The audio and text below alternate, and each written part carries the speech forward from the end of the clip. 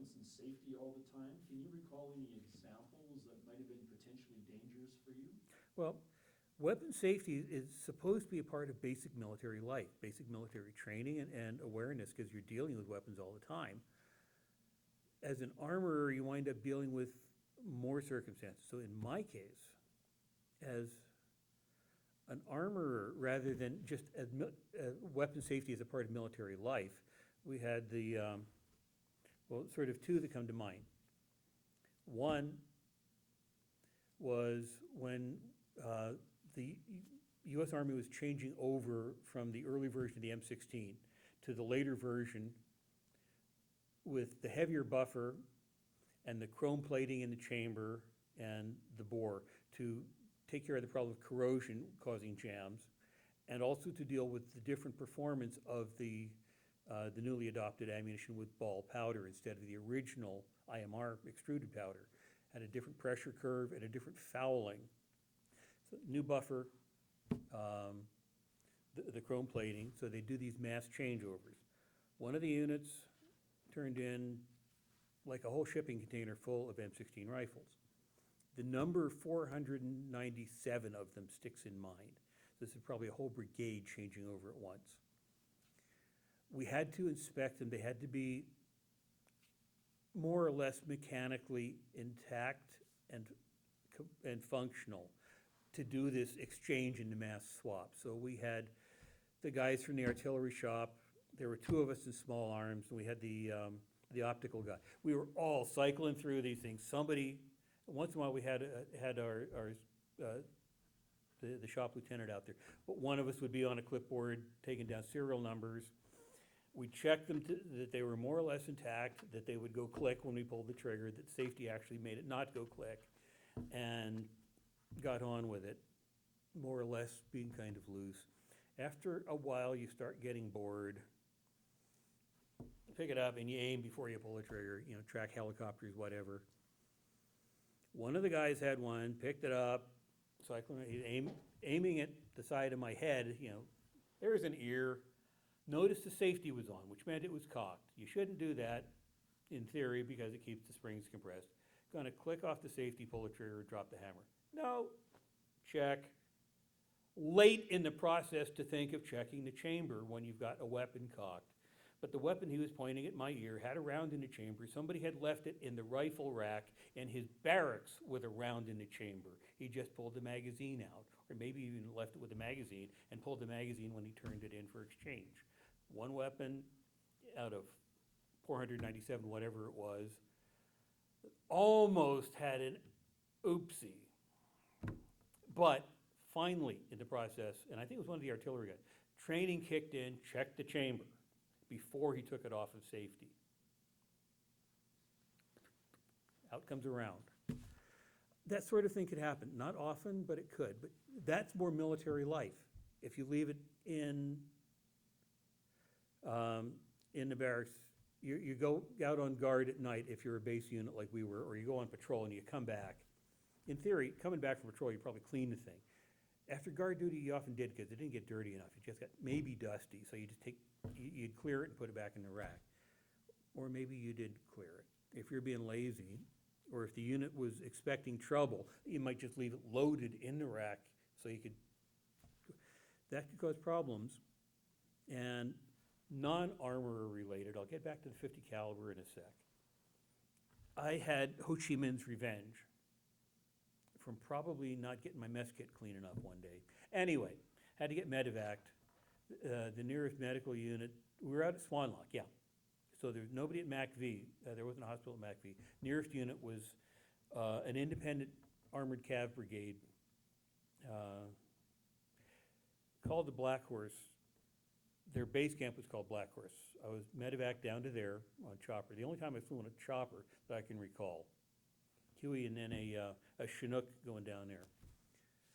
Heard a shot one morning. Heard a shot and a scream. Second or third day in the hospital there. And it turns out that a guy had shot himself in the foot standing in a chow line. At this brigade, if you were outside of you had to be ready for action. So you had to have a magazine with your weapon or if you had a machine gun, you had to have a belt handy at all times. So if you're moving around, if you're going to the latrine, if you're going to chow, you've got your rifle and at least a magazine. Often you just, one magazine stuck through the sling. You'd tighten a loop down there, hold the magazine in, or you'd have to have one in your pocket. Turns out the guy's buddy was a machine gunner, didn't want to bother cleaning his machine gun after perimeter guard, so he borrowed this guy's rifle to go on guard duty at night. Gave the guy the rifle back. Either the buddy or the guy had pulled the magazine out, but hadn't cleared a round.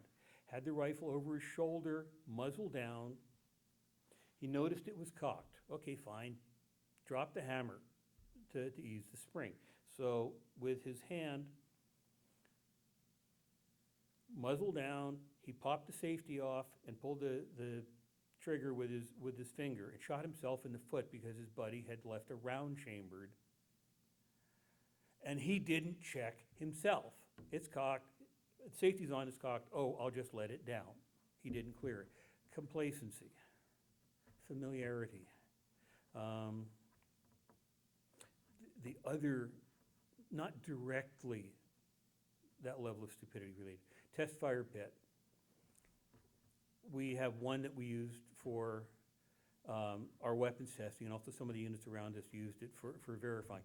All the buildings around there where you might have had people with weapons have a barrel for clearing your weapon. Put the muzzle in, pull the trigger. If you're carrying something, you go into the building. Before you go in, you verify it's clear by dropping it. Some units used our test fire pit for that. With a 50 caliber, firing from a closed bolt, if you load it with an M60 or any of the machine guns that fire from an open bolt, as long as you take the belt out of the 60, take the magazine out of a grease gun, anything fires from an open bolt, you've cleared it. No round in the chamber. Anything fires from a closed bolt has a round in the chamber, you've got to eject that round. 50 caliber ejects the round, and instead of the convenience of a magazine you can just stick it back into, you've got a belt. So often the guys would just toss the round after they cleared the 50. Somebody apparently done that in their test fire pit, because my partner was having trouble testing a 50 caliber that had been brought in as unreliable. Don't really know why, just wouldn't cycle reliably. I don't know why Sittner was a small arms repairman. He really didn't have the physical condition for it. But anyway, Sissy wasn't able to even cock the thing easily, so I got him out of the way. I was sitting down there, short, like 2 rounds, and get a failure to feed, if I remember rightly. Adjust the headspace, adjust the timing. Now, these are things that you can trust a unit armor to know how to play. The operator should be able to play headspace and timing and try all the possible combinations to see if that's it. But I had to go through it before I could do anything, before I could say anything about it. Playing headspace and timing, chug, chug, boom, nothing. Get on it one more time, couple of rounds, and all of a sudden, boom! Something has gone wrong, there is an explosion. I remember thinking, because the test fire pit was in line with one of the mechanic shops, and it was just half culvert, partially covered with dirt, angled into the ground. I remember thinking, drop this, the muzzle comes up, and that could shoot through that little bit of dirt and hit somebody in the shop. So I remember thinking, thumbs off. Thumb. Okay, it's been a 450th of a second, a full cycle, this thing hasn't fired again, I can let go and leave. I can remember thinking that very clearly. And this thing fires nominally 450 rounds a minute, so one full cycle and a little bit, fine, it was safe to leave. I was told that dust cloud happened and I magically transported 6 feet to the side, according to everybody else that was standing there. Somebody cleared their 50 and chucked the round down the pit. This was all I could figure out. I wasn't sure if my gun had backfired or what, fired out a battery. I couldn't see any smoke on the internal, but there was a little bit of, I couldn't figure out, I hadn't figured out yet why it wasn't working. There's a little bit of play in the side plates. I said, that's enough to declare it for depot rebuild, fine. go get yourself a new one, I'm not gonna try to fix it. Meanwhile, let's get me bandaged. Because I had powder burns and embedded sand grains from about here up. It was hot, I was shooting safety equipment, right? No. No shirt, just my glasses. I'm very glad I wear glasses, because they were frosted. They were immediately useless after that. I lost part of my eyebrows, part of my mustache, beaded from either embedded powder grains, burning powder grains, or sand grains from about here up. You can see every little bead in my dog tags and where the dog tags were hiding, were hanging on me. Just so many failures to clear. And then, that was also my only experience with opioids. I was on Darvon for powder. That started hurting after a while. And I was bandaged up like the mummy on Darvon for about 2 days, floating from my hooch to the mess hall for food. And I'd float back and sleep for a while. And about second day, I decided, this is too detached from reality. Thank you. I will see how bad it hurts. And APCs were fine after that, so fine, I gave up.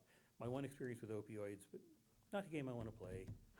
But yeah, guy not thinking about where he was disposing of his non-fired round. And others, The fellow that shot himself in the foot, did he get charged for that at all? Didn't hear. I was out a day or two later. I know that things like that could vary with the unit. One of the anecdotes I've got is about when some of the guys got really drunk and they were going to frag an absolute doofus of a first sergeant that we had at the time. And our CO, we can get into the details later. The CO talked them out of it. And he dealt with they didn't even get an Article 15 charge, but they had all the onerous duties you can think of in the company for about the next month. Besides being put on a severely close watch whenever they got around weapons. They weren't supposed to have hand grenades. They had a grenade, and I think they had a magazine and a rifle. You weren't supposed to have your own ammunition. I did. I wasn't supposed to, but we'll go into why later. But again, that was dealt with privately. That should have been at least an Article 15, maybe a court-martial. No, because he had enough control in the unit, he could deal with it privately. It made life much simpler. Both for those guys who would have been in very deep shit, and also just the paperwork involved administratively.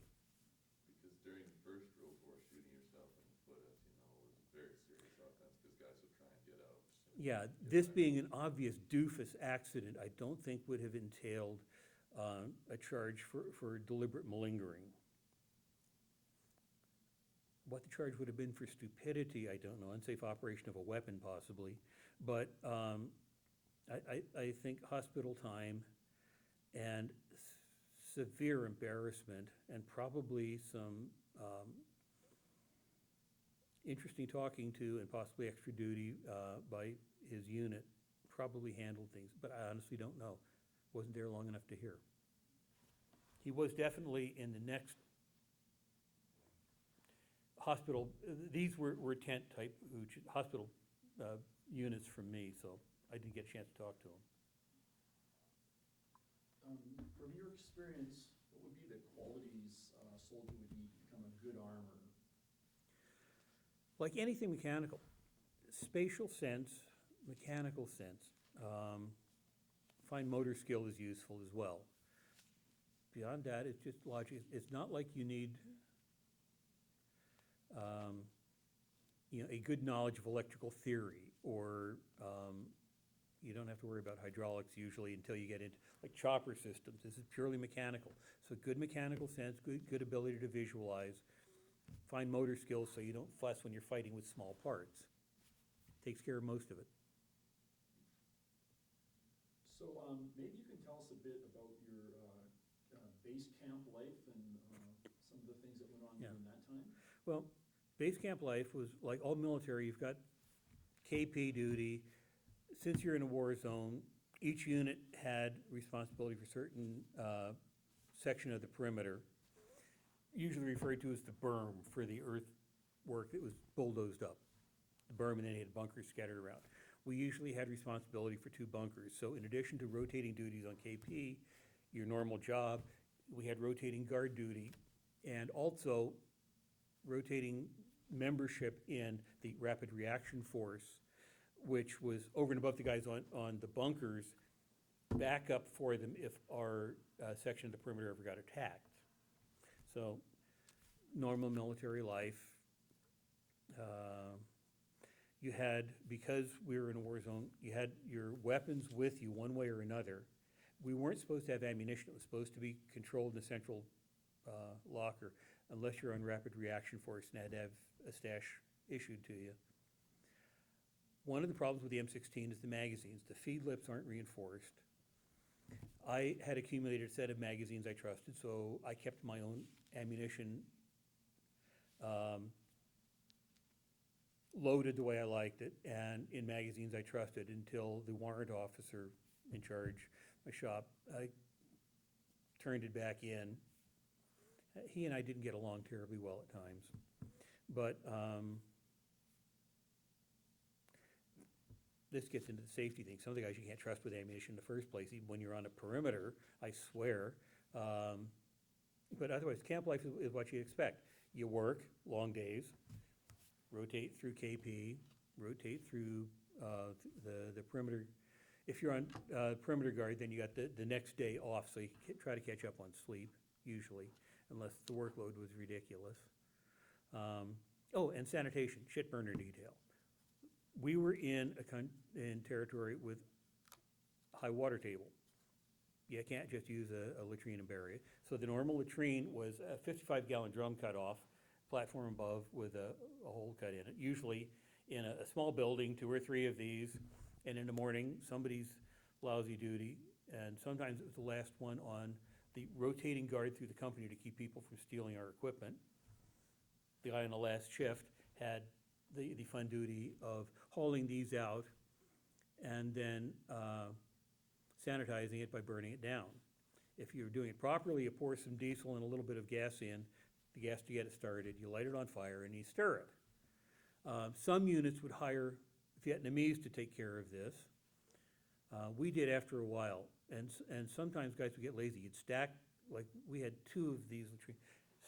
I remember one time I did the lazy thing, stacked, poured on a whole bunch more diesel than you'd normally use, poured some around, and threw on a match and just stood back. Didn't do a very good job, but I didn't have to stand there and stir it either that day.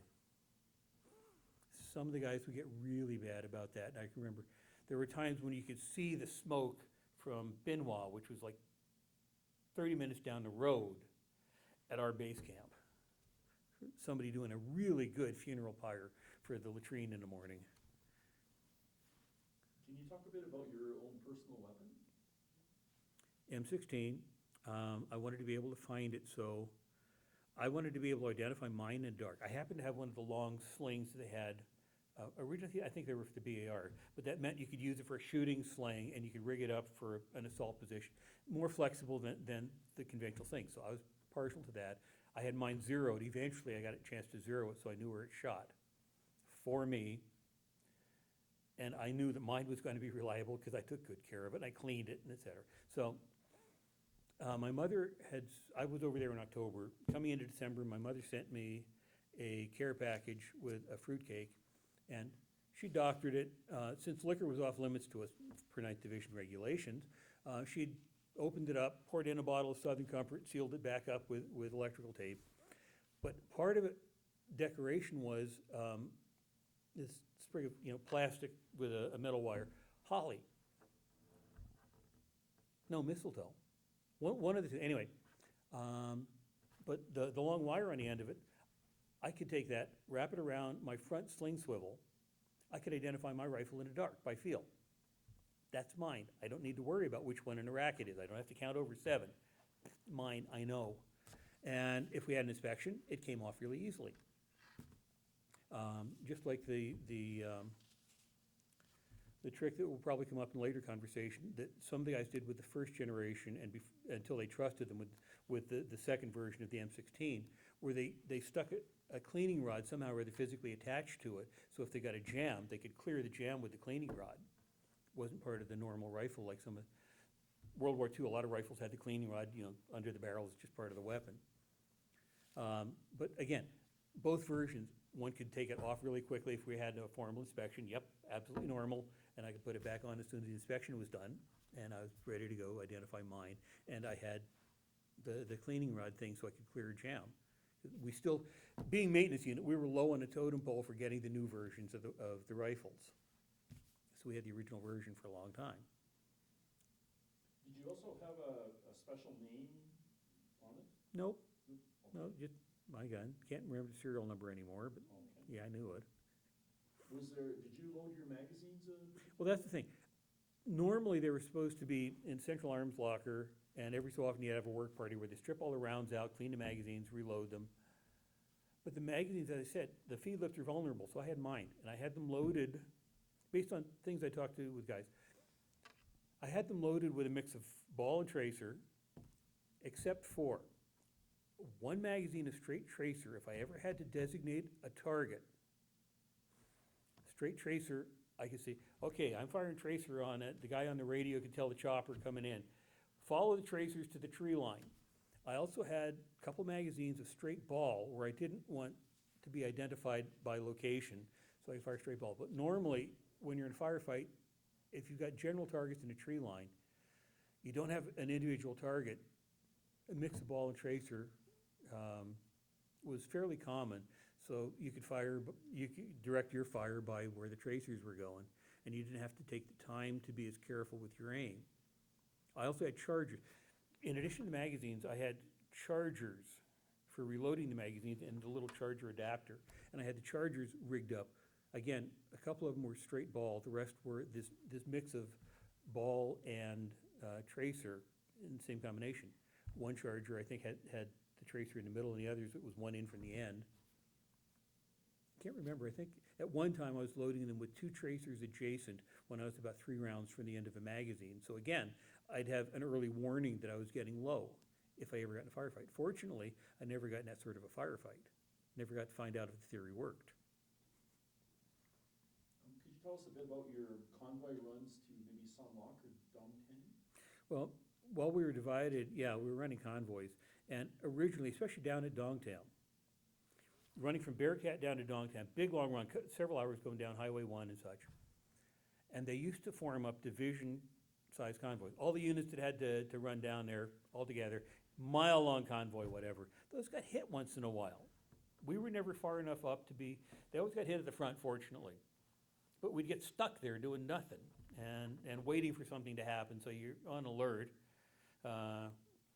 We found out early on that small units, small convoys, 2 or 3 trucks didn't get bothered with usually, so we eventually gave up on division convoys and ran our own. But you'd be like driving down, you'd have the driver and then a guard. If a big truck, the guard might be in back with a rifle or a machine gun, or might be riding shotgun with the windshield down and the weapon on the front. I can remember one convoy we were driving. I think we'd been stopped for something, so the locals, as soon as you hit a convoy stop near a village, locals come out, they're selling you bread, they have French bread, they learned from the French, they make good bread, or segments of pineapple on a stick, lightly salted usually, or beer. Weren't supposed to, but yeah, we'd get the beer. And we'd been stopped, driver had some beer, had to take a piss, and we weren't stopping the convoy. So, 5-ton, yeah, we were in 5-ton, manual throttle, almost like on an aircraft. Yeah, you just crank the thing out, any engine speed you need. You could use, that was useful if you're using a power takeoff or using a compressor or something. In this case, he set the throttle. I was sitting there with an M60 machine gun. I think I had my rifle with me as well. Said, here, I need to take a piss, take the wheel. So, wheel in one hand, 60 in the other. He stands up, opens the door to the side, and he's a long straight stretch of Highway 1 there, so he's just washing the road. So we're going down the highway. I'm not sure how common this was. That was the only instance I had of it. But actually, it reminds me. We had enough 60s that we usually had something, but I was thinking at one time of trading for an RPD. If we'd been running a lot more convoys, I've traded for an RPD Soviet-designed light machine gun. lightweight, they fired the same ammunition as the AK, but in a 100-round belt held in a round drum, circular box attached underneath. And the idea was I'd have my rifle if I have to bail out, but in an ambush, the really important thing is, you know, the initial response to the ambush. So I'd have the RPD for running convoys. First 100 rounds were free. If I had to return fire, I had 100 rounds there to work with. If we weren't out of the ambush by the time that 100 rounds was done, we were probably stopped. I just abandoned that, grab my rifle and bail out, and I had my magazines and such. But then, instead of being limited to the 20 rounds we had in the magazine for my initial response, the initial response to an ambush is always suppress them, get as much fire as you can. Either they're keeping your head down or you're getting their head down. That first 100 rounds with the RPD. As I say, we didn't run enough convoys that I felt naked without a machine gun, enough to bother trading for it, or trying to buy one. But, yeah, about the time I was thinking about that seriously, we moved down to the whole base, the whole division moved down to Dongtam. We weren't running convoys anywhere near as much. Can you recall your experience during the Tet Offensive in 1968? Yes. It was my first time I'd heard incoming. I'd heard a short round the week before it, mortar round, and it reminded me that incoming sounds exactly like a hand grenade going off. You've got, instead of a sharp bang, you've got the fragments coming out, supersonic, ahead of the blast.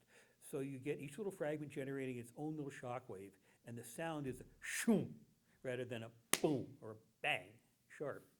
And I was up late one night, candlelight, writing, because we only had a couple of overhead lights and didn't want to wake everybody else up, writing a letter to my fiance, and shoom, shit, short round, holy, and I was on a rapid reaction force. Now, I'm not the fastest guy in the world. I remember having my feet stuck through my pants and into my boots, my web gear over one arm, my rifle grabbed with the other, hollering incoming for about the second time, going out the front door before anybody else was up, headed over to the CQ as part of the Rapid Reaction Force. I think that's probably the only time I've ever been that fast in my life. Although, I can remember out at Swan Lock one time, not quite the same thing. Sidetrack from Tet for a second. Swan Lock, again, first time I'd heard small arms incoming. We had a sniper out there. Do you want me to do the sniper story now? We'll sidetrack and we'll get back to Tet. Okay. Here, we had this perimeter that we couldn't defend, so we had barbed wire and two bunkers halfway back from the far end of the bulldoze rectangle, which faced onto several hundred meters of rice paddy, one big tree in the middle of it, and then a tree line. Arvin Armored Cav Base Camp to this side, village to this side. I had the last shift on perimeter guard. I'd taken my rifle apart just to dust it. I hadn't fired, but just on principle, clean the dust off before I put it away. A little more rigorous than some guys would have been. Pop. Bullet coming past me is a very distinctive sound. I never, other than crawling, under the machine gun fire in the wire in basic training, I hadn't heard any shots coming towards me. This is novelty, not being fired from that close. I have never seen an M16 rifle before or since spontaneously reassemble, but that one did.